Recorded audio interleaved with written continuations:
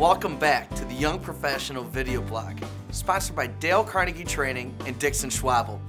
Our next guest, Jeff Hayzlett, led the turnaround of one of the most iconic brands in the world as Chief Marketing Officer of Kodak.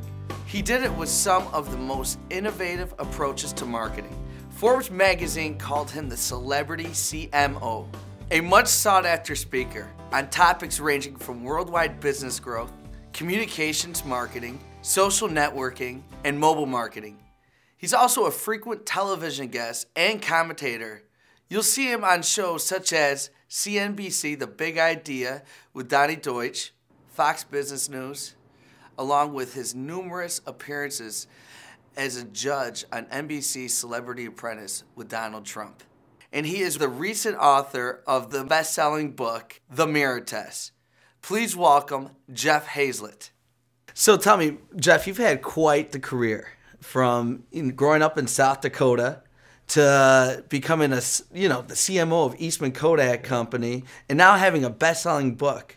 What made you, when you were a young professional, stand out to be able to get to the position that you are in today? Oh, I don't know. To me, it's always just about doing and just trying and giving it your best shot. And the other thing is, someone recently said about me, he says, Jeff, you're fearless.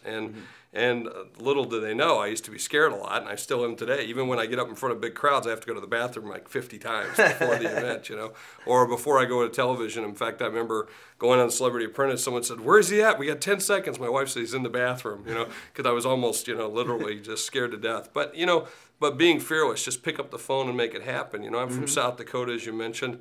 We just kind of have a different approach about things. You just do it. And whatever's got to be done, you just roll up your sleeves. That's what we did at Kodak when we made all the changes at Kodak, and I think that's what a lot of Dale Carnegie represents and a lot of things. Just, work the system, do the things that you have to do, and that's a big part of my life. And, it's like someone said, well, how'd you get on Celebrity Apprentice? Well, I picked up the phone and called Donald, and they said, well, did you have his number? I go, no, I dialed 411 and asked for information, and that's how I did it. And I think most people would be surprised to understand that's how most people do it.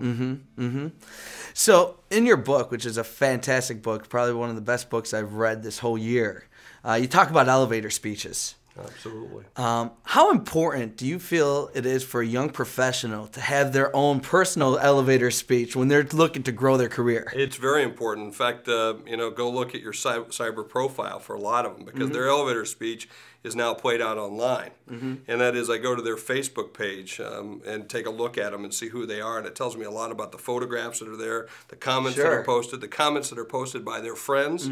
All those things are making up what I call your cyber profile, or in this case, your invisible elevator pitch, because that's in essence your brand.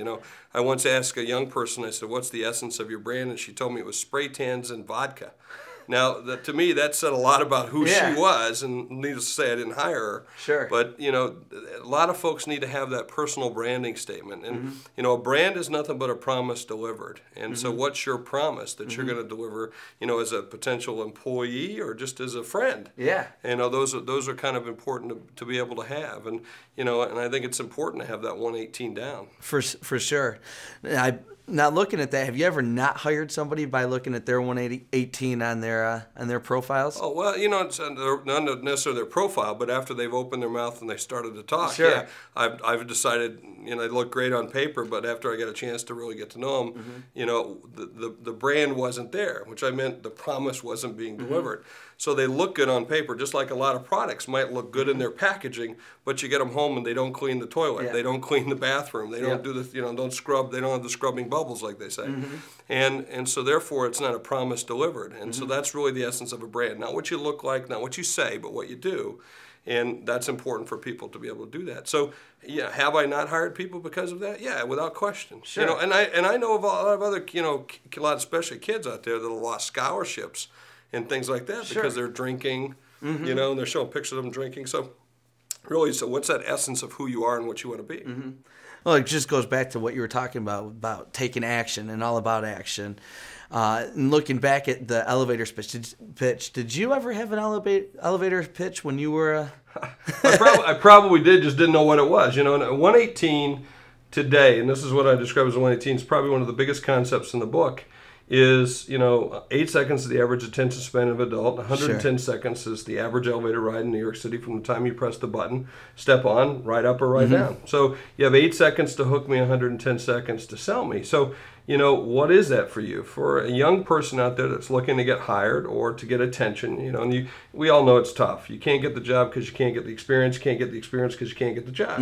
But there's lots of other ways you can do that, whether it's volunteering in a club or your church or whatever. You can get some of that experience by doing some of the things, especially if you're going into marketing or into sales. Those are two great professions. So, for a young person, you need to have that 118. So what's the 8 seconds? What's going to get my lean-in factor that I want to listen some more? And then that 110 seconds is, what are you going to do for me? Sure. Don't tell me all the people you work for. I could care less. Yep. Talk to me about the value you're going to provide to me, because that's what I'm looking for. A lot of young people today, they spend a lot of their time asking me, what am I going to get out of it? Meaning, themselves. I don't want to hear that as an employer. I don't want to hear that from somebody who's going to do some work for me. I want to hear what you're going to do for me. And that's a big part of it. Have you ever had a 118 that you were like, wow, and you heard it from a young professional? Oh, all the time. All the time. I mean, I've been very involved in a group called Pi Sigma Epsilon, which is the sales and marketing fraternity in the country. Wow. And I go there and I watch these kids perform, and they have to sell as part of their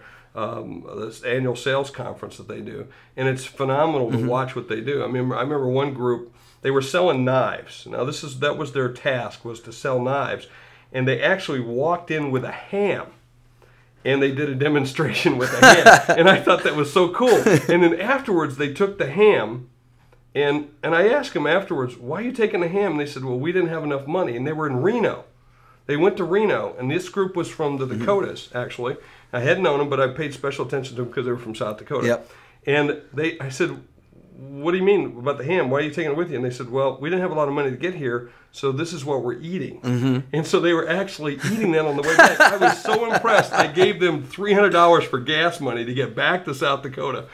So that was one that was really impressive to me, because this was a group that was really living it and doing it, and it made it touched my heart. And so it was really kind of cool to watch. Did they give you the knives in return? No, I didn't get the knives. That was okay. So that was all right. They didn't win the national contest, but they did well. Yeah. Now tell me, Jeff, when you were the CMO of Eastman Kodak Company, which is a very large position, what did a young professional have to do to be able to come across positively to you so that they could be able to get promoted? Stand out and be tenacious. Most young people quit after the first time. I mean, what would happen if I would have quit the first time Donald Trump said no, or the first time this television says no, or this person or my boss says no? If I think it's right, don't give up. That's be right. tenacious. And what happens is they send their resume and they throw it over here. Go find the 5 people around me that are the closest to me. Reach them and have them reach to me. Go find my barber. Go find the person that's my dry cleaner. Stalk me if you have to. Be tenacious. And I tell you, that's impressive to people. Now, don't be obnoxious, but be tenacious about it.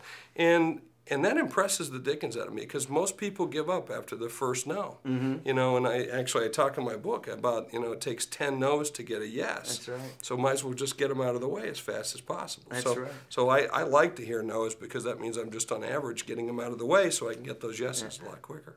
Well, thank you so much for coming here today, Jeff. I really appreciate it. Always a pleasure, and you can always find me, on Twitter at Jeffrey Hayzlett or on my website at hayzlett.com. So if you want to check in with me, just drop me a note, ask me to come, and maybe we'll be doing that. That's right. Or get some of the great ideas that you said from the book and actually read your book. Well, hey, I love that. That was the best thing you've said. Right there. So there you go. Thanks again, Jeff. I appreciate it. And thank you. Our next guest on the blog will be Dave Mamano, founder and CEO of Next Step Magazine and BackToLearn.com. Again, a special thanks to Dixon Schwabel for providing all the video production and the Democratic Chronicle for hosting this on their website. Thank you again, and make it a great day.